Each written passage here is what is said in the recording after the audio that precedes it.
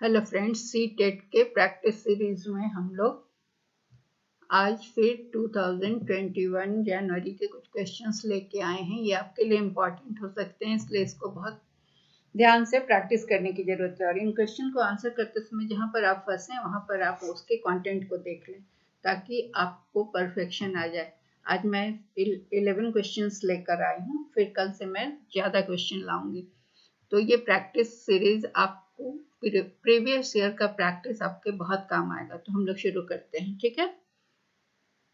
पहला क्वेश्चन है, by working in groups teaching and helping each other children, समूह में काम करके बच्चे एक दूसरे को मदद करना, पढ़ाना, ये सब जो काम करते हैं समूह में, तो इससे उन्हें क्या मिलता है। Children get distracted and hence it is an effective pedagogical strategy. वो विचलित हो जाते हैं क्योंकि यह एक अप्रभावी शैक्षिक रणनीति है। दूसरा है, develop competitive tendencies that hinder learning, प्रतिस्पर्धात्मक प्रवृत्तियों का विकास होता है जो कि सीखने में बाधक होता है। या फिर are able to reflect on their own thought processes and shift to a higher level of cognitive nativity, या तो अपने स्वयं के विचारों को प्रतिबिंबित करने के लिए और कॉग्निटिव मतलब संज्ञानात्मक ज्ञान, यहाँ पर ज्ञान होगा, ज्ञान के उच्च स्तर पर स्थानांतरित करने में सक्षम होते हैं। या फिर can develop misconceptions which interferes with their learning, या तो कुछ ऐसी गलतफहमियां पैदा हो जाती हैं जो उनके लर्निंग को बाधा पहुंचाती है। तो इसमें से कौन सा सही है आपको बताना है, ठीक है। तो ये ग्रुप में काम करने से जो होता है ना, वो बच्चे उसमें ज्यादा सीखते हैं, ये कहना गलत है।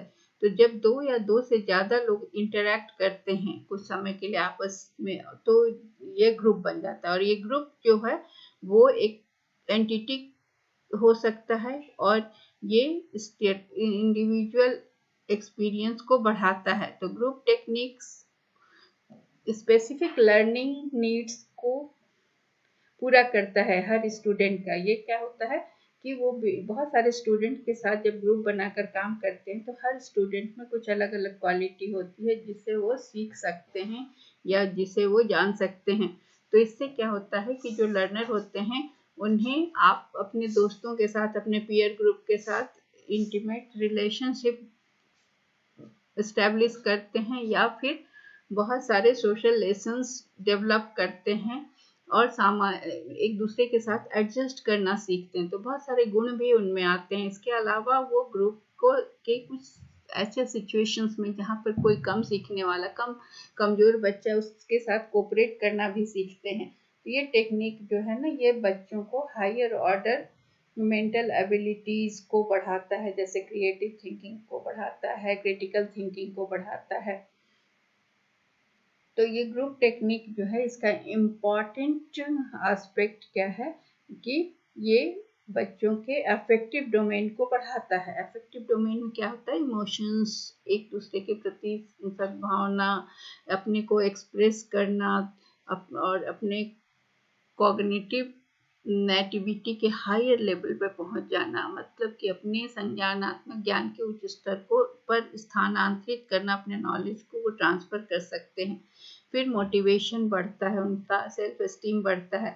और ये भी देखा गया है कि ग्रुप टेक्निक यूज करने से कम्युनिकेशन स्किल भी बढ़ता है। तो इस तरह से टेक्निक जो है, जैसे सेमिनार, सिम्पोजिया, ये जहाँ ग्रुप में काम होता है वहाँ बच्चों को सेल्फ स्टडी का भी मौका मिलता है और उनको एक दूसरे के साथ मिलकर सीखने का भी मौका मिलता है। तो इससे ये कहता है, इससे children are able to reflect their own thought, ठीक है। ये पॉजिटिव इसका इफेक्ट पड़ता है, इसलिए आंसर इज 3। कभी भी मतलब ग्रुप में सीखते हैं बच्चे तो अफेक्टिव डोमेन मतलब भावनात्मक भी बहुत सारे विकास होते हैं, ज्ञान का भी विकास होता है, एक दूसरे को मदद करते हैं। और हम जानते हैं कि पढ़ने से, पढ़ाने से हम ज़्यादा ज्ञान प्राप्त करते हैं। तो ये भी बच्चों को इसका भी फायदा मिलता है। फिर स्कूल क्या है, स्कूल के बारे में सोशलाइजेशन, बच्चों के सोशलाइजेशन का कौन सा एजेंसी है। स्कूल इज एन एजेंसी, ये हम जानते हैं। तो सोशलाइजेशन क्या होता है? सोशलाइजेशन सामाजिकरण एक ऐसी प्रक्रिया है जो बच्चों को, ह्यूमन इन्फेंट को क्या करता है? नॉलेजेबल पर्सन बनाता है और एक सेल्फ अवेयर पर्सन बनाता है। सोशलाइजेशन एक लाइफ लॉन्ग प्रोसेस है। सामाजिकरण जीवन पर्यंत चलने वाली प्रक्रिया है जो बच्चे जन्म से लेकर बड़े होने तक चलती रहती है। तो स्कूल जो है वो सेकेंडरी एजेंसी है। पहला एजेंसी क्या है? पहला एजेंसी परिवार होता है, दूसरा सामाजिकरण का दूसरा एजेंसी स्कूल होता है। पहला बच्चा जब जन्म लेता है तो वो परिवार में सीखता है, तो वो परिवार के लोगों के साथ, तो प्राइमरी एजेंट, तो स्कूल सेकेंडरी सोशल इंस्टीट्यूशन है, क्योंकि ये बच्चों का डेराइव्ड नीड्स, मतलब परिवार से उसका प्राइमरी नीड पूरा होता है, भोजन और सुरक्षा, प्रेम, अफेक्शन, ये सारी चीज़ें मिलती हैं। डेराइव नीड जो होता है वो स्कूल में मिलता है। School teacher secondary socialising agent होते हैं और इसमें जब वैल्यूज, नॉर्म्स, ये सारी चीज़ें स्कूल में बच्चों को मिलता है, इसीलिए सेकेंडरी सोशलाइजेशन होता है। और ये चाइल्डहुड के लेटर स्टेज में होता है और मैच्योरिटी तक जाता है। प्राइमरी एजेंट ऑफ सोशलाइजेशन में फैमिली मेंबर और रिलेटिव्स होते हैं जो कि बच्चे के साथ जन्म से इंटरेक्ट करते हैं। तो फैमिली क्या है? प्राइमरी सोशल एजेंसी है। तो ये भी एक सवाल का आंसर आपको मिल गया कि फैमिली प्राइमरी है, स्कूल सेकेंडरी है और नेबरहुड स्कूल हुआ, पड़ोस हुआ, मीडिया, गवर्नमेंट, पीयर ग्रुप, ये सारे सेकेंडरी एजेंसी हुए। इसलिए school is a secondary agency. अगला क्वेश्चन है,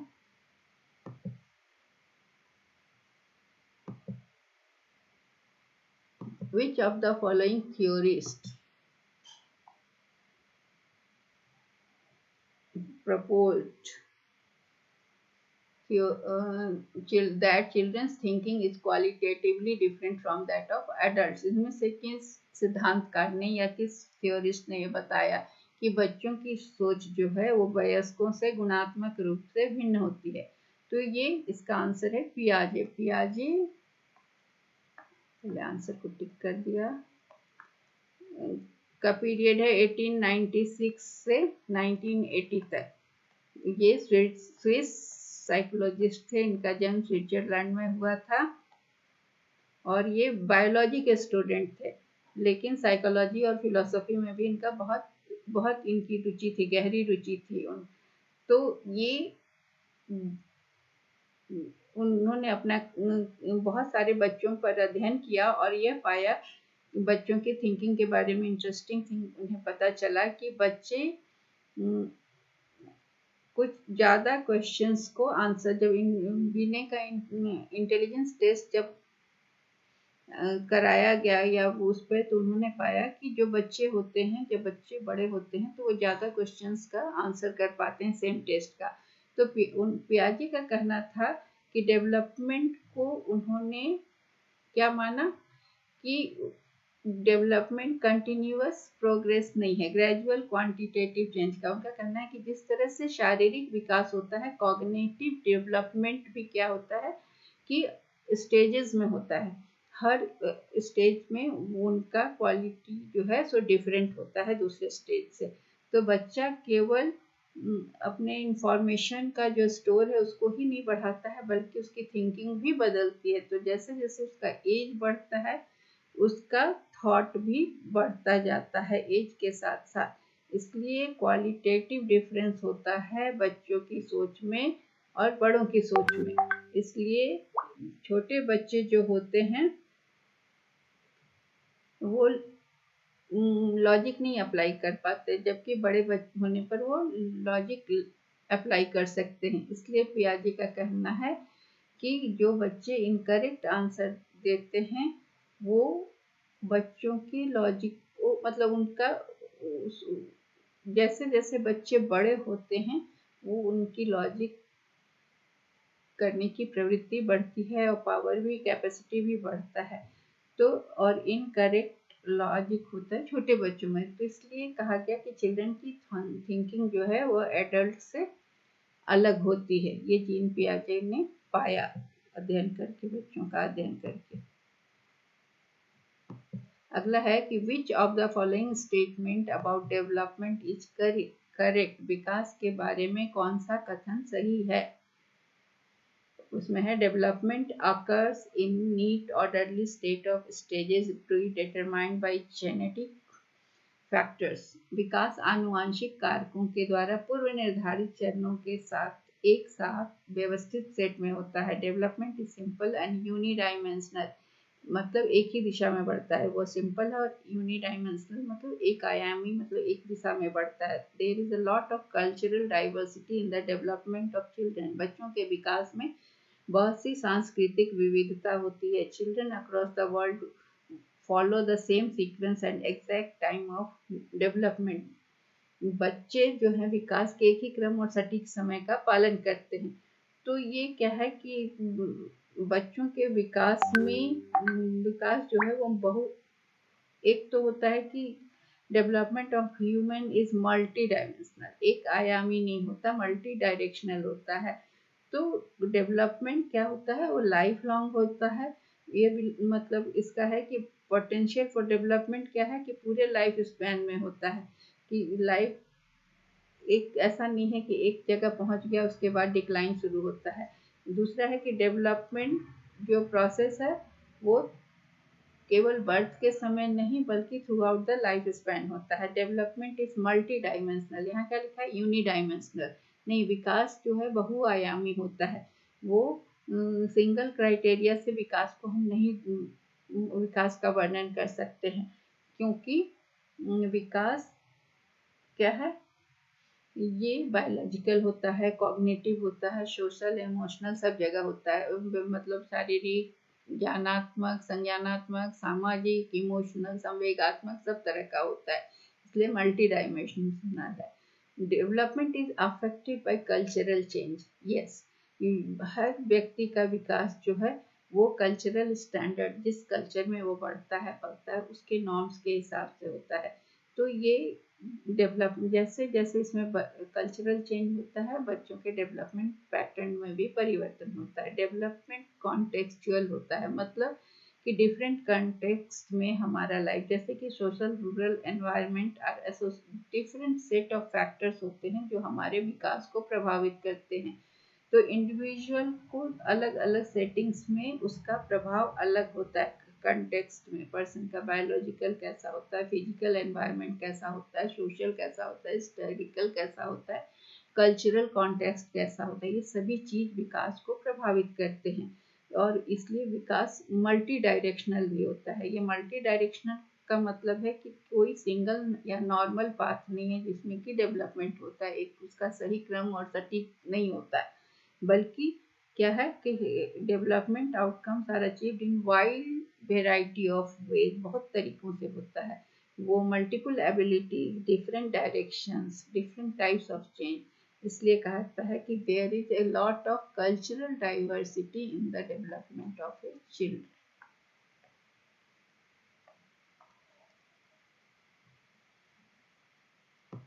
अगला क्वेश्चन है, मतलब एक दिशा में विकास नहीं होता, उसमें बहुत तरह के एस्पेक्ट को कवर करता है। Cultural diversity, lot of cultural diversity होता है। अगला है which of the following is a major hallmark of period of middle childhood. पहला है rapid development of motor skill and overall physical growth. Motor skill का मतलब होता है हैंड मोटर का कोऑर्डिनेशन, कोई काम करना, कुछ बनाना, हाथ से सिलाई करना, इस तरह का जो भी होता है उसको हम मोटर कौशल कहते हैं, जिसमें कि हैंड, आई एंड मोटर का माइंड का कोऑर्डिनेशन होता है। Development of scientific reasoning and ability to think abstractly. Scientific reasoning, वैज्ञानिक और अमूर्त रूप में सोचने की क्षमता का विकास। Emergence of make believe play का उदय। Development of logical thought that is concrete in nature. अब जब बच्चे का विकास होता है तो बहुत सारे स्टेज से बच्चा गुजरता है। Infancy, early childhood, middle childhood, adolescence, adulthood. तो ये 2 साल तक वो इन्फेंसी होता है, एकदम छोटा बच्चा होता है। फिर अर्ली चाइल्डहुड 2 से 6 साल, फिर मिडिल चाइल्डहुड 6 से 12 साल, एडोलेसेंस होता है 12 से 18 साल, 19 साल, फिर एडल्टहुड आ जाता है। तो ये सारा जो स्टेज है वो एक स्टेज दूसरे स्टेज का, हर स्टेज का अपना अपना अपनी विशेषता होती है, अपनी जरूरतें होती है। तो इसमें क्या है कि कौन सा मध्य बाल्यावस्था की प्रमुख पहचान है। तो मिडिल चाइल्डहुड क्या हुआ, स्कूल ईयर, जब बच्चा 6 से 12 साल का होता है। ठीक है, मध्य ये मिडिल चाइल्डहुड क्या है, 6 से 12 वर्ष की अवस्था होता है। यहाँ बच्चा जो है इस अवस्था में वो लॉजिकल थिंकिंग करने लगता है, सोचने लगता है, उसके सोच में तर्क शक्ति आ जाती है, रीजनिंग आ जाती है। लॉजिकल थिंकिंग, रीजनिंग और प्रॉब्लम सॉल्विंग की क्षमता आती है बहुत सारे कार्य में। तो अब जब वो लॉजिकली किसी चीज के बारे में सोचता है, कोई रियल वर्ल्ड इवेंट के बारे में, या तो एंड एक्सपीरियंस, तो hallmark of this stage concrete logic क्या होता है पॉसिबल, जब बच्चा किसी भी चीज को, कार्य को समझता है। फिजिकल डेवलपमेंट मिडिल चाइल्डहुड में वो अर्ली चाइल्डहुड से कम होता है। ग्रोथ स्लो होता है और स्टेडी होता है जब तक कि किशोरावस्था नहीं आ जाए। तो यहाँ इंडिविजुअल क्या करता है कि यहाँ फिर किशोरावस्था में फिर तेजी से विकास होता है। मिडिल चाइल्डहुड ऐसा टाइम होता है जहाँ बच्चे इंटरपर्सनल और सोशल रिलेशनशिप में कॉम्पिटेंस लाते हैं। इसलिए यहाँ पर इसका आंसर होगा development of logical thought is concrete in nature. It is major hallmark of childhood. इसका आंसर है लॉजिकल थॉट। आंसर इज, तो मध्य बाल्यावस्था की अवधि का मुख्य पहचान है तार्किक सोच का विकास। अगला क्वेश्चन है, अकॉर्डिंग टू जीन पियाजे, children in formal operational stage cannot conserve, classify and seriate। दूसरा है, संरक्षित, वर्गीकृत और क्रमबद्ध नहीं कर सकता, किसी चीज को याद करके रख नहीं सकता, उसका वर्गीकरण नहीं कर सकता, या उसको क्रमबद्ध सीक्वेंस में नहीं प्रेजेंट कर सकता। दूसरा है, begin to engage in make believe symbolic, विश्वास और प्रतीकात्मक खेल में संलग्न होना शुरू करता है। Are capable of hypothetical deductive reasoning in propositional thought, काल्पनिक निगमनात्मक तर्क और प्रस्ताव परक विचार करने में सक्षम है। Are bound by concentration and irreversibility of thought. यहाँ पर क्या है कि जीन पियाजे का मानना है कि उन्होंने बच्चों का सिस्टमैटिक डेवलपमेंट को 4 स्टेज में बताया था। 4 स्टेज में उनका था। तो जीन पियाजे का कहना था कि बच्चे जो हैं वो वर्ल्ड के बारे में कब सेंस डेवलप करते हैं। तो जीन पियाजे ने कहा कि जब बच्चा फॉर्मल ऑपरेशनल स्टेज में होता है। फॉर्मल ऑपरेशनल स्टेज में मेंटल कैपेबिलिटी जो होती है बच्चे की सबसे ज़्यादा बढ़ती है। फॉर्मल ऑपरेशनल कब होता है, वो 12 साल से जब बड़ा हो जाता है, 12 years ऑनवर्ड, उसकी सोचने की शक्ति बहुत बढ़ जाती है। सेंसरी मोट, ये फॉर्मल ऑपरेशन हो गया, फॉर्मल ऑपरेशन। और पहला स्टेज क्या है उनका, पहला स्टेज है सेंसरी मोटर, लिख दे रहे हैं क्योंकि फिर से आपका रिपीट हो जाए। ये 0 से 2 years होता है, बहुत इंपॉर्टेंट है ये सब आपका। ये इस पर आप एकदम कमांड कर लें, ये आपके एग्जाम के लिए बहुत ही प्री ऑपरेशनल होता है। 2 to 7 years। तो सेंसरी मोटर में क्या होता है, बच्चा अपने सेंस ऑर्गन से समझता है वर्ल्ड को, और प्री ऑपरेशनल स्टेज में वर्ल्ड को अपने लैंग्वेज से और मेंटल इमेज से, यहाँ पर हो गया सेंसेस, और यहाँ पर हुआ language and images, mental image. और 7 फिर है कॉन्क्रीट ऑपरेशनल। ऑपरेशनल में होता है उसका एज 7 to 12 ईयर्स। यहाँ पर दुनिया को लॉजिकल थिंकिंग से समझता है, अभी इसके पहले हम लोग पढ़ रहे थे, लॉजिकल थिंकिंग से समझता है। यहाँ पर फॉर्मल ऑपरेशनल स्टेज में दुनिया को, वो वर्ल्ड को कैसे समझता है, हाइपोथेटिकल थिंकिंग,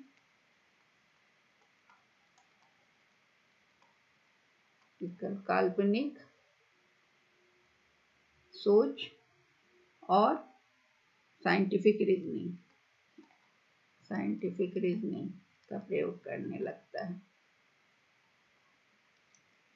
ठीक है, तो चिल्ड्रन का मेंटल कैपेबिलिटी मैक्सिमम लेवल पर डेवलप होता है। इस स्टेज में उनका मेंटल लेवल जो है वो मैक्सिमम लेवल पे होता है।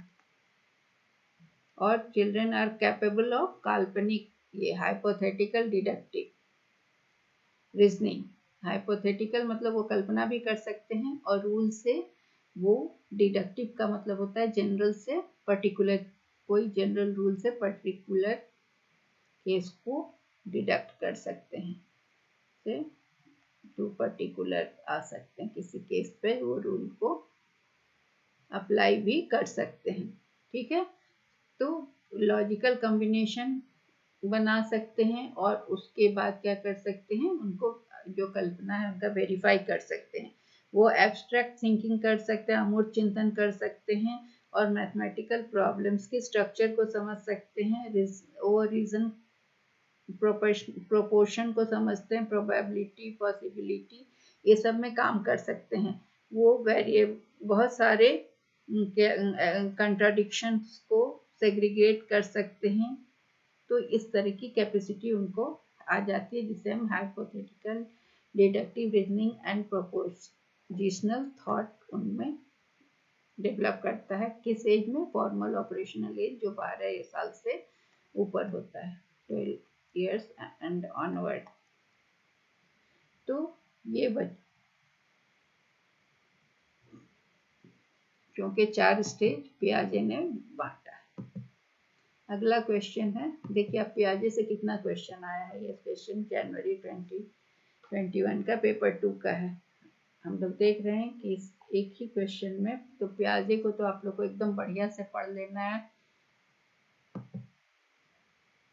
कोलबर्ग की अब थ्योरी आ गई। Eight which stage of Lawrence Kohlberg theory, moral development, do individuals believe that actively maintaining the current social system ensures positive human relationship and societal order? Lawrence Kohlberg के नैतिक विकास के सिद्धांत के किस चरण में व्यक्तियों का मानना है कि वर्तमान सामाजिक व्यवस्था को सक्रिय रूप से बनाए रखने से सकारात्मक मानवीय संबंध और सुनिश्चित सामाजिक व्यवस्था सुनिश्चित होती है? तो सोशल में ऑर्डर मेंटेनिंग ओरिएंटेशन, उनका कहना है कि कोलबर्ग जो थे, कोलबर्ग न अमेरिकन साइकोलॉजिस्ट थे, और उन्होंने थ्योरी ऑफ मोरल डेवलपमेंट दिया था। ये सिद्धांत कोलबर्ग का दिया हुआ है, नैतिक विकास का सिद्धांत। तो उसमें उन्होंने बताया कि मोरल डेवलपमेंट को 3 लेवल में उन्होंने बांटा, और उसको 3 लेवल्स एंड 6 स्टेजेस में बांटा। तो लेवल 1 क्या था, कोलबर्ग का लेवल 1 था, हम यहाँ लिखें, लेवल 1 में इसको हम कहते हैं प्री कॉन्वेंशनल मोरलिटी। ये भी आपके लिए इम्पॉर्टेंट है। प्री कॉन्वेंशनल मोरलिटी में ये क्वेश्चन इसमें से आता ही है। ये इसमें 2 लेवल्स होते हैं। ठीक है, यहाँ पर ये स्टेज 1, 3 लेवल 6 स्टेज। इसमें या मोरलिटी का पहला स्टेज क्या है, इसमें होता है ओबीडियंस एंड पनिशमेंट। लेवल 1 जो है कोलबर्ग का, उसमें प्री कन्वेंशनल या पूर्व पारंपरिक मोरलिटी नैतिकता, जिसमें कि आज्ञाकारिता और दंड होता है। यह एक्शन कहता है कि कोई, इसमें क्या है कि ये एक्शन, कोई भी एक्शन गलत है अगर उसमें दंड मिलता है। तो ये ओबीडियंस और पनिशमेंट ओरिएंटेशन हुआ। स्टेज 2 हुआ, ये stage 2 is individualism and exchange. ये क्या है? ए सेल्फ इंटरेस्ट है। बच्चे क्या फर्स्ट कहते हैं कि डिफरेंट, इस इंडिविजुअल का डिफरेंट व्यू पॉइंट होता है। तो यहाँ पर अगर ये बेस्ट इंटरेस्ट में, तो इसमें क्या है कि गुड बॉय गुड गर्ल बनने का, या डांट, यहाँ ऊपर में है डांट सुनने के डर से ओबीडियंस, और यहाँ पर है कि self interest for the first time. तो यहाँ पर है कि गुड बॉय गुड गर्ल बनने के लिए। दूसरा है, हम इसको अलग कलर से लिखें, लेवल 2। लेवल 2 में है कन्वेंशनल, मतलब पारंपरिक मोरलिटी। इसमें है कि स्टेज 3 और 4। 3 क्या है? स्टेज 3 है गुड इंटरपर्सनल रिलेशनशिप। कलर अलग है इसलिए समझ में आ जाएगा। तो इसमें क्या है कि intention of the actor is more important in term of judging the moral values. तो इंटेंशन क्या है? Consensus of others. और यहाँ पर है गुड बॉय गुड गर्ल, यहाँ पर दूसरे का कंसेंसस, अप्रूवल सोसाइटी का। तो actor will be judged Morli right. Stage 4 है मेंटेनिंग सोशल ऑर्डर। यहाँ पर सोशल ऑर्डर को मेंटेन करने की बात है। क्या है कि जो भी समाज का नियम है, लॉ है, उसको मेंटेन करना। ये जजमेंट ऑफ मोरलिटी किस पर आधारित है? अगर इस लोगों की ड्यूटी है कि जो समाज का नियम है उसको मानना, उसका पालन करना। और फिर है, अगला है प्री कन्वेंशनल, पोस्ट कन्वेंशनल। यहाँ पर पोस्ट कन्वेंशनल मॉडल, लेवल 3। ये क्या बताता है? ये लास्ट लेवल है, और ये बताता है, इसमें स्टेज 5 और 6 है। 5 क्या बताता है? Moral development. गोल्डबर्ग कहता है कि बहुत कम लोग हैं जो इस लेवल तक पहुंचते हैं, और यहाँ पर व्यक्ति का जो नजरिया होता है वो ज्यादा इम्पोर्टेंस दिया जाता है सामाजिक रूल के ऊपर। इसमें क्या है कि social contract and individual rights. Social contract and individual rights, मतलब यहाँ है कि ये अलग अलग लोग अलग अलग व्यू रखते हैं कम्युनिटीज में लॉ के बारे में। तो लॉ का सोसाइटी रिजिड नहीं होता है, और इसको चेंज भी किया जा सकता है। यहाँ पर क्या है कि यहाँ अगर कोई चीज समाज की जरूरत के हिसाब से उसमें बदलाव भी लाया जा सकता है। समाज का परंपरा है, लेकिन अगर वो गलत है तो उसमें चेंज लाया जा सकता है। और ये है यूनिवर्सल प्रिंसिपल। मतलब इस स्टेज 5 में कोई जरूरी नहीं है कि जो नियम है उसी पे चला जाए। उस नियम से अगर गड़बड़ हो रहा है तो उस नियम को बदला जा सकता है। यूनिवर्सल प्रिंसिपल क्या बताता है कि सम यूनिवर्सल प्रिंसिपल है जो कि समाज के रूल और रेगुलेशन के बियॉन्ड जाता है। तो इसलिए हम कह सकते हैं कि सोशल ऑर्डर जो है वो ओरिएंटेशन स्टेज ऑफ इंडिविजुअल में क्या है कि ये क्या मानता है? ये मानता है सोशल ऑर्डर मेंटेनिंग ओरिएंटेशन, अभिविन्यास बनाए रखने वाली सामाजिक व्यवस्था। इसका आंसर है 4। मतलब क्या हुआ कि ये social order maintaining orientation stage जो है इंडिविजुअल क्या बिलीव करता है? वो एक्टिवली करेंट सोशल सिस्टम को मेंटेन करता है और पॉजिटिव ह्यूमन रिलेशनशिप और सोशल ऑर्डर को सुनिश्चित करता है। तो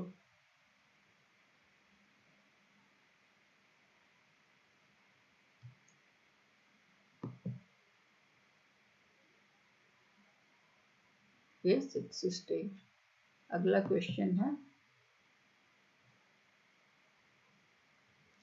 during the period of childhood development, बचपन की अवधि के दौरान विकास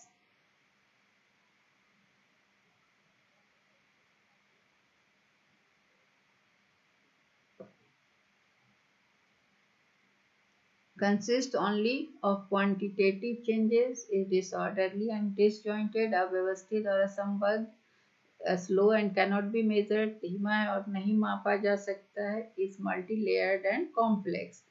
तो डेवलपमेंट जो है ना वो एक ब्रॉड टर्म है जिसमें बहुत चीज़ें qualitative and progressive change included होती हैं। डेवलपमेंट ह्यूमन बीइंग का जो होता है वो बहुत सारे स्टेजेस में होता है, जिसमें infancy, childhood, adolescence and adulthood होता है। चाइल्डहुड क्या है कि वो पीरियड होता है, बचपन वो अवधि होती है जहाँ पर ह्यूमन लाइफ स्पेन का कि वो बर्थ से लेकर किशोरावस्था तक जब बच्चा पहुँचता है, तो इसमें बहुत सारे डेवलपमेंटल स्टेज होते हैं। ये डेवलपमेंट जो होता है वो मल्टी लेयर्ड एंड कॉम्प्लेक्स होता है। ठीक है, यहाँ पर 2 साल से 12 साल तक का समय को लिया जाता है। ठीक है, इसमें 2 स्टेज होता है, अर्ली एंड लेट चाइल्डहुड।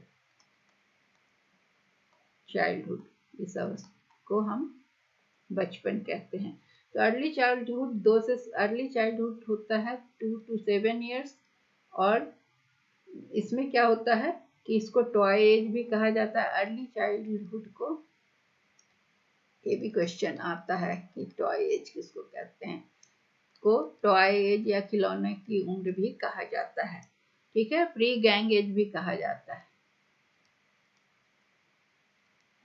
और एक्सप्लोरेटरी एज भी कहा जाता है, क्योंकि इस उम्र में बच्चा बहुत एक्सप्लोर करने की कोशिश करता है। तो ये बहुत क्रूशियल पीरियड होता है बच्चे के ओवरऑल डेवलपमेंट में। तो अर्ली चाइल्डहुड में क्या होता है, बच्चा क्या क्या सीखता है, लैंग्वेज एक्विजिशन, भाषा अधिग्रहण होता है उसका, स्किल ऑफ भाषा अधिग्रहण का स्किल डेवलप होता है, लैंग्वेज एक्विजिशन स्किल। फिर उसको कंसंट्रेशन और रिवर्सिबिलिटी में दिक्कत होती है, किसी चीज़ पे कंसंट्रेट करने में और रिवर्स हो जाता है, जैसे बॉल में हवा भरी हो फिर वो बॉल पिचक जाता है, तो उसे ये सोचने में दिक्कत होती है कि फिर से उसमें हवा आ सकती है। तो वैसे वर्ड्स और वो पिक्चर्स को यूज करता है जो कि ऑब्जेक्ट्स को रिप्रेजेंट करते हैं। फिर आता है लेटर चाइल्डहुड में बच्चा क्या करता है कि ये टाइम पीरियड है 7 to 12 years। ठीक है, और यहाँ पर किशोरावस्था के लक्षण शुरू होते हैं। तो यहाँ पर बच्चा को ट्रबलसम प्ले एज भी कहा जाता है, गैंग एज इसको भी कहते हैं। प्री गैंग एज ये हुआ, ये प्ले एज या गैंग एज भी कहा जाता है। ठीक है, यहाँ पर बच्चा को लॉजिकल रीजनिंग डेवलप करता है, तार्किक सोच, लॉजिकल रीजनिंग, साइंस फिक्शन में इंटरेस्ट पैदा होता है। उसके बाद प्रॉब्लम सॉल्विंग स्किल भी डेवलप करता है, समस्या समाधान की विधा उसमें डेवलप होती है, और ऑब्जर्वेशन उसका कीन होता है, वो कोई चीज़ को ध्यान से देखना शुरू करता है।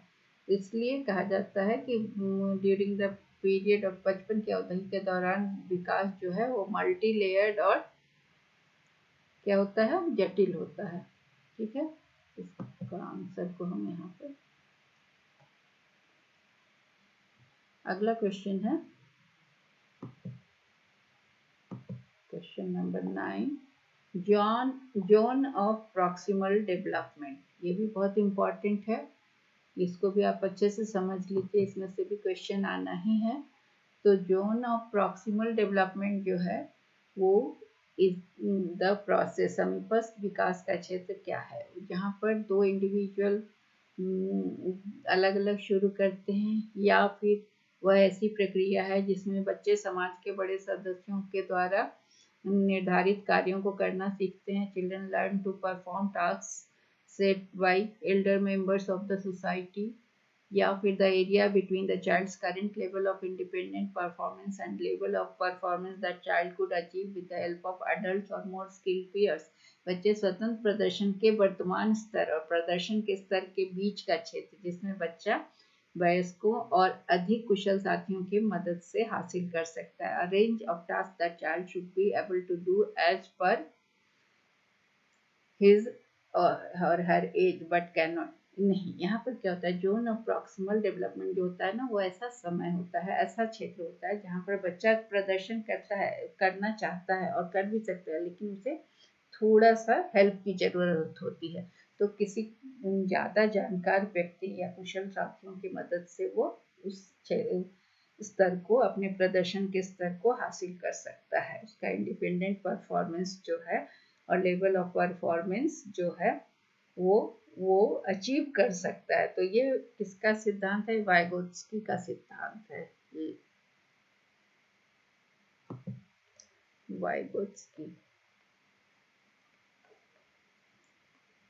वाइगोत्स्की का सिद्धांत है ये, जिसमें ये सोवियत साइकोलॉजिस्ट थे, रशियन थे, और इन्होंने सोशियो कल्चरल थ्योरी दिया है।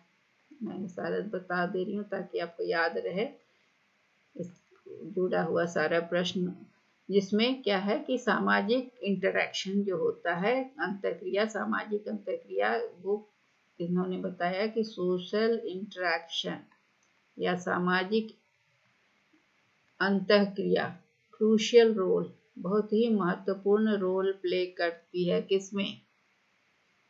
Development, crucial role plays crucial role in cognitive, संज्ञानात्मक डेवलपमेंट ऑफ चाइल्ड। ठीक है, ये है सिद्धांत। तो सामाजिक अंतःक्रिया, तो वाइगोत्स्की का जोन ऑफ प्रॉक्सिमल डेवलपमेंट, इसको जेडपीडी भी कहा जाता है। ZPD, zone of proximal development या समीपस्थ विकास का क्षेत्र। ये क्या है? यह है गैप। किस चीज का गैप है? जहां बच्चा इंडिपेंडेंटली कुछ कर सकता है एंड विथ असिस्टेंस, जहां पर बच्चा मतलब उसको थोड़ा सा असिस्टेंस मिलने से वो कार्य को इंडिपेंडेंटली कर सकता है। वह क्या कर सकता है? ये जो जेडपीटी है, ये क्या है? अंतर है। किस चीज का अंतर है? कि एक लर्नर क्या कर सकता है अपने से, वो एक बच्चा अपने से क्या कर सकता है, और किसी के हेल्प मिल जाने से वो क्या कर सकता है, मतलब वो और अच्छा कर सकता है थोड़ा सा हेल्प से। जितना वो कर सकता है उससे ज्यादा कर सकता है। तो जो वो ज्यादा करता है वही अंतर है जेडपीडी। जो वो अकेले से कर रहा था और उसके बाद जो वो किसी के ज्यादा स्किल्ड या ज्यादा कुशल साथी के मदद से जो वो अचीव करता है। तो ये रेंज ऑफ टास्क क्या है कि बच्चा अकेले कर रहा है तो वो डिफिकल्ट लग रहा है उसको, और जरा सा कोई बड़ा आके या कोई ज्यादा उससे जानकार उसको हेल्प कर रहा है तो वो उस चीज को कर ले रहा है सॉल्व, या मतलब ऐसे करने में बच्चे को अकेले अपने खुद से करने में उससे असंभव लग रहा है कार्य, और थोड़ा सा उसको सपोर्ट कोई कर दे रहा है, कोई बता दे रहा है, तो वो उस चीज को सॉल्व कर ले रहा है। तो ये जो डिफरेंस हुआ, जो वो अकेले कर रहा है और जो वो हेल्प से कर रहा है, तो इन दो, ये हेल्प हो गया, इसके बीच का जो अंतर है ना, that is known as ZPD. तो जोन ऑफ प्रॉक्सिमल डेवलपमेंट। तो ये जो डिस्टेंस हुआ लर्नर का एक्चुअल डेवलपमेंट लेवल, लर्नर का एक्चुअल डेवलपमेंट लेवल और डेवलपमेंट लेवल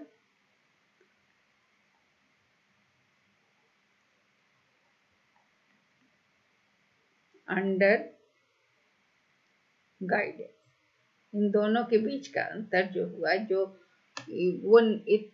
वो कर पा रहा था जो एक्चुअली, और थोड़ा सा हेल्प मिलने से कर लिया, तो ये जो गैप हुआ दैट इज नोन एज, ये गैप जो हुआ that is known as ZPD. और उन्होंने वाइगोत्स्की ने इसके अलावा और भी एक वर्ड यूज किया जिसे कहते हैं स्कैफोल्डिंग।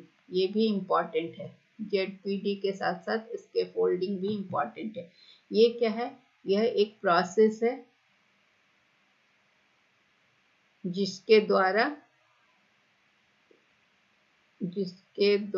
क्या होता है, थ्रू विच बच्चे को टेम्पररी सपोर्ट दिया जाता है।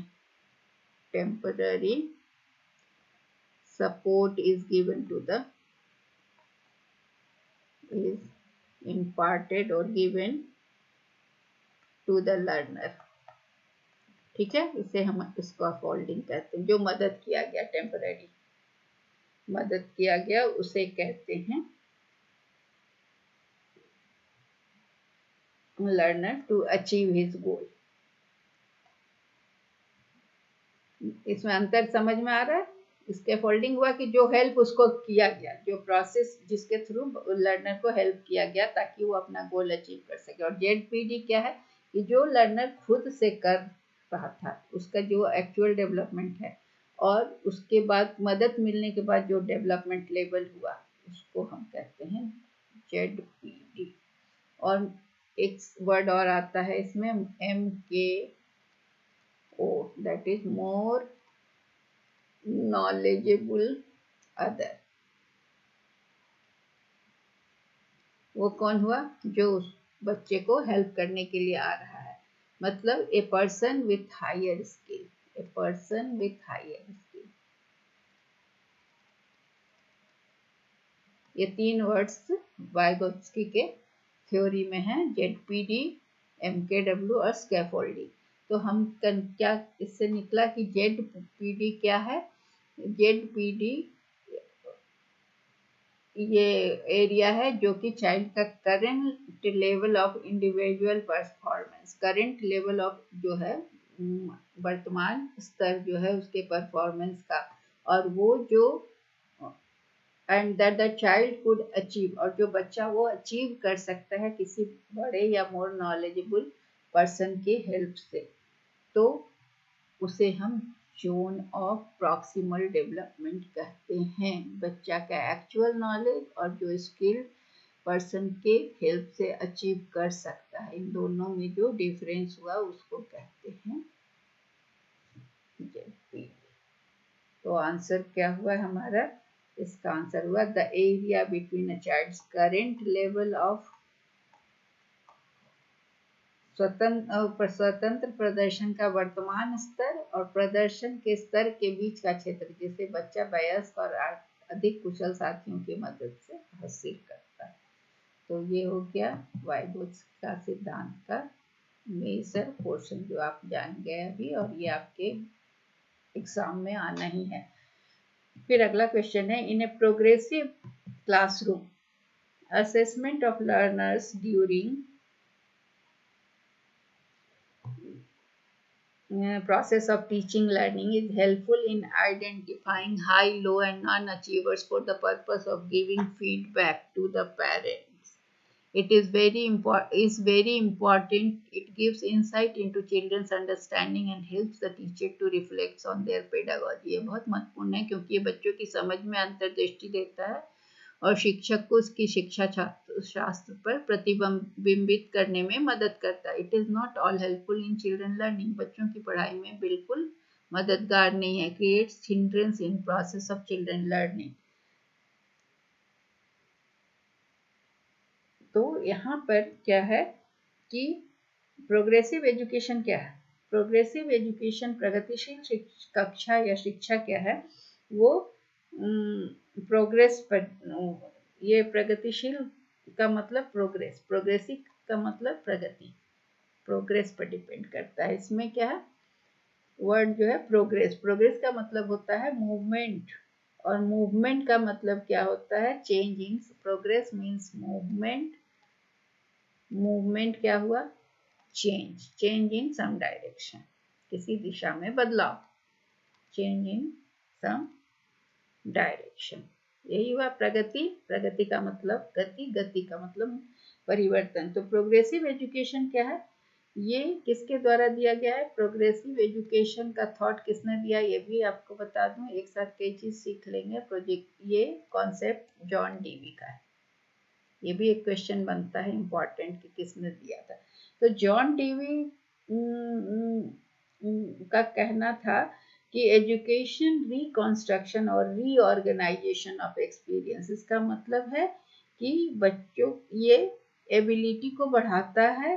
तो ये क्या है कि प्रोग्रेसिव क्लासरूम में जो असेसमेंट होता है वो क्या मेजर करता है, वो मेजर करता है कंटेंट, कितना कंटेंट बच्चे ने सीखा, कितना जाना, कितना कॉन्सेप्ट, कितना स्किल उसको आया, कितना उसने अचीव किया, जो भी वो पर्टिकुलर क्लास में कंटेंट उसको दिया गया उसमें से उसने कितना सीखा। तो असेसमेंट से हमें ये पता चलता है। तो असेसमेंट एक क्रूशियल रोल प्ले करता है किस चीज़ में, ये इम्पॉर्टेंट है इसलिए कि ये क्वालिटी ऑफ टीचिंग को बढ़ाता है, टीचर को अपने शिक्षा शास्त्र में helps the teacher to reflect on his pedagogy. इसमें gives insight into children understanding, बच्चों की समझ में को समझने में और अंतर्दृष्टि देता है और टीचर को अपने शिक्षा शास्त्र को सुधारने में या बढ़ाने में मदद करता है। तो ये असेसमेंट जो है ना वो लर्नर को फीडबैक देता है क्लासरूम इंस्ट्रक्शन में। फीडबैक क्या होता है, फीडबैक में लर्नर को ये पता चलता है कि वो उसका स्ट्रेंथ क्या है, वीकनेस क्या है। तो उसके बाद अगर उसको कहीं दिक्कत है तो टीचर वहाँ रेमेडियल हेल्प करता है। तो ये शिक्षा शास्त्र को प्रतिबिंबित करना मतलब वहाँ रेमेडियल क्लास करके रेमेडियल इनपुट्स देके लर्नर को उनकी लर्निंग को इम्प्रूव करता है। तो इसलिए प्रोग्रेसिव क्लासरूम में क्या है कि असेसमेंट होता है लर्नर का टीचिंग लर्निंग के दौरान, और ये बच्चों को और टीचर को हेल्प करता है कि ताकि वो बच्चों को पढ़ाने के तरीके में बदलाव या इम्प्रूवमेंट कर सके। तो इसका आंसर है 2। And the last question is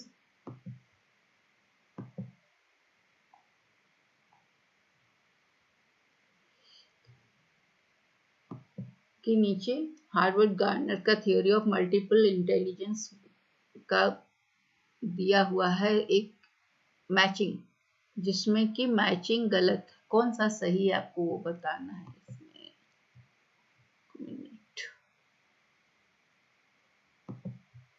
कौन सा सही है आपको ये बताना है। इसका पहला ये है, इसका दूसरा है ये, तीसरा ये है और चौथा ये है। मैं इसको ऐसे ना करके इस साइड लिख देती हूँ। ये पहला है, इसका इधर ऑप्शन 1, इसका 2, इसका 3, इसका 4। तो आप इसमें दिया हुआ है कि कौन सा गलत है आपको ये बताना है। तो यहाँ भाषाई मूर्तिकार नहीं होता है, लिंग्विस्टिक जो होता है वो मूर्तिकार नहीं होता है। बॉडी काइनेस्थेटिक एथलीट, हाँ ये सही है। इसका आंसर है 2 और 2 का मैचिंग भी 2। स्पेशल थेरेपिस्ट नहीं होता और इंट्रापर्सनल सेल्स पर्सन नहीं होता। तो अब इसको हम समझें कि गार्डनर जो थे, हार्वर्ड गार्डनर ने मल्टीपल इंटेलिजेंस का थ्योरी दिया था। हार्वर्ड गार्डनर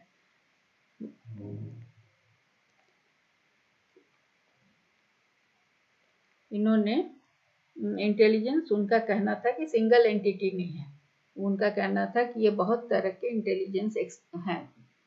तो हर इंटेलिजेंस एक दूसरे से अलग है, इंडिपेंडेंट है, स्वतंत्र है। अगर कोई व्यक्ति एक तरह का इंटेलिजेंस दिखाता है तो इसका ये मतलब नहीं है कि वो दूसरे तरह के इंटेलिजेंस में वो कम होगा या ज़्यादा होगा। इसलिए डिफरेंट इंटेलिजेंस जो है वो डिफरेंट मेथड हर स्टूडेंट में अलग अलग होता है, या एक व्यक्ति में 2 इंटेलिजेंस 4 इंटेलिजेंस जो उन्होंने बताया उस तरह के हो सकते हैं। तो उन्होंने जो हार्वर्ड के इंटेलिजेंस है तो उसको हम एक एक करके लिखते हैं फिर उसको समझते हैं। हार्वर्ड गार्डनर ने जो इंटेलिजेंस बताया था, पहला था उसमें पहला लिंग्विस्टिक। लिंग्विस्टिक मतलब होता है लिंग्विस्टिक, भाषा संबंधी, भाषाई। इसमें क्या है कि लैंग्वेज को यूज करने की जिसमें कैपेसिटी होती है, जो फ्लुएंटली बोल सकता है, जो फ्लेक्सिबल होता है, अपने व्यूज को भाषा में प्रकट कर सकता है, अपनी सोच को प्रकट कर सकता है, जैसे कवि हुए, राइटर हुए, ये सब राइटर, पोएट, ये सारे के पास लिंग्विस्टिक इंटेलिजेंस होता है। दूसरा है लॉजिकल मैथमेटिक्स, लिंग्विस्टिक के बाद है लॉजिकल मैथमेटिक्स। जैसा कि इस तरह का इंटेलिजेंस किसके पास होता है, जो साइंटिफिक थिंकिंग करते हैं, प्रॉब्लम सॉल्व करते हैं, इस तरह का जिसमें कैलिबर होता है उसे हम लॉजिकल मैथमेटिकल इंटेलिजेंस वाले होते हैं। इसमें साइंटिस्ट आते हैं, इंजीनियर्स आते हैं, ठीक है, इस तरह के उदाहरण। फिर तीसरा है स्पेशियल। स्पेशियल का मतलब होता है स्थान संबंधी, स्थानिक भी बोलते हैं, जिसमें है कि जो विजुअल इमेज बना सकते हैं या फिर पैटर्न्स बना सकते हैं, जैसे आर्किटेक्ट्स होते हैं, जिसकी जगह को मैनेज करना, आर्किटेक्ट कम स्पेस को यूटिलाइज करना, ब्रिज बनाना, पेंटर होते हैं जिनका प्रोपोर्शन का बहुत उन्हें आइडिया होता है, डिजाइनर होते हैं, डाइवर्स होते हैं, सर्जन होते हैं, ये लोग स्पेशल होते हैं, उनमें स्थानिक इंटेलिजेंस होता है। फिर आता है म्यूजिकल। म्यूजिकल में ये म्यूजिक के प्रति सेंसिटिव होते हैं, उनका रिदम पैटर्न को समझ सकते हैं, वो कहाँ पर आरोह है, कहाँ अवरोह है म्यूजिक का, ये सारा चीज़ तो इसमें आता है। Music composers, musicians, instrument players, ये सारा हो गया। फिर हो गया बॉडीली काइनेस्थेटिक। ये जो होते हैं वो अपने बॉडी के मूवमेंट को कंट्रोल कर सकते हैं, अपने एक्शंस को कंट्रोल कर सकते हैं, जैसे एथलीट्स, डांसर्स, योगा करने वाले, एक्रोबैट्स, ये सारे लोग आते हैं। फिर आ गया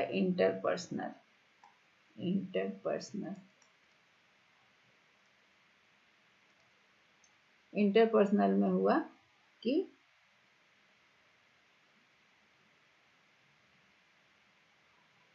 ये दूसरे से बात करके उसको इम्प्रेस कर सकते हैं, जैसे सेल्स पर्सन हुआ, नेता हुआ, इस तरह के लोग जो बातचीत में। और फिर होता है इंट्रापर्सनल, जो अपने फीलिंग और अपने मोटिव्स, डिजायर्स, अपनी फीलिंग्स को समझना, ओन डिजायर, मोटिव, ये सब को समझते हैं। फिर एक होते हैं नेचुरलिस्टिक। ये सारे हार्वर्ड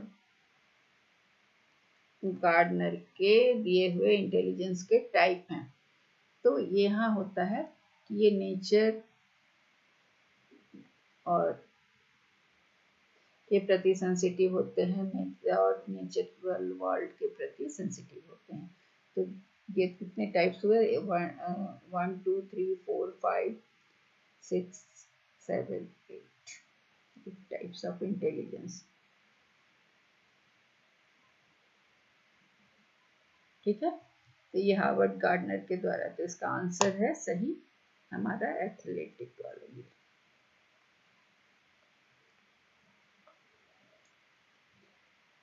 आई होप कि this will be helpful for you. इसको आप एक बार देख लीजिए, 2 बार देख लीजिए, और जहाँ पर आपको लगे कि डाउट है तो उसका कंटेंट को भी पढ़कर आप समझ लीजिए। So that's all for today. Thank you.